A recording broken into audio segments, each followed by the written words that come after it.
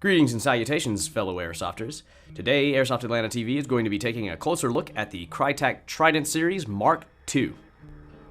As everyone knows, the Trident series was the launch series for the Krytac line, and this is the second main version of that, so the Mark II, obviously, by the name. You have the standard PDW, the CRB, and the SPR. As far as the external differences are concerned, the biggest one is going to be the pistol grip. The Krytac pistol grip from the Mark I series has been replaced with the Defiance for the Mark II. As for the CRB and for the SPR, the new line is going to have the new stock. It has a different style of spacing for batteries.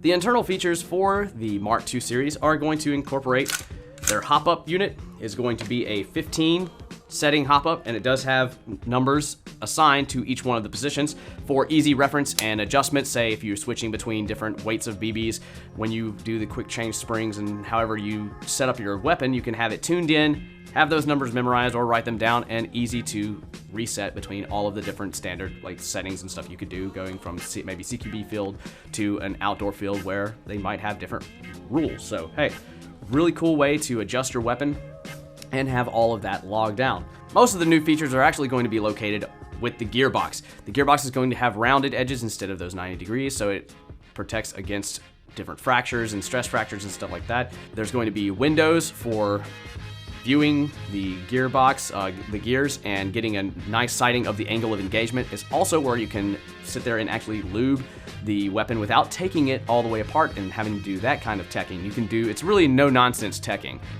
Another feature inside the gearbox is going to be the pre-sorbo / rubber, however you want to say it. The rubber padding is going to be in the cylinder to get a nice padding so that the stress is not as heavy on the weapon, and it's also going to get that angle of engagement so there's less stress on the gears and the piston, which has 4 metal teeth with the second to last one actually missing, so that it has less stress on that system while it's running, and you can easily see how the condition of the gears are through that window, as well as it having the standard quick change spring system that all the other gearboxes had before that for the Krytac line.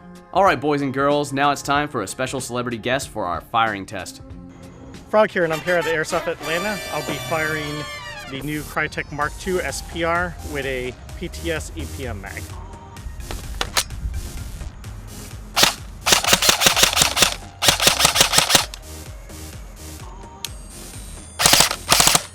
Oh baby, a triple!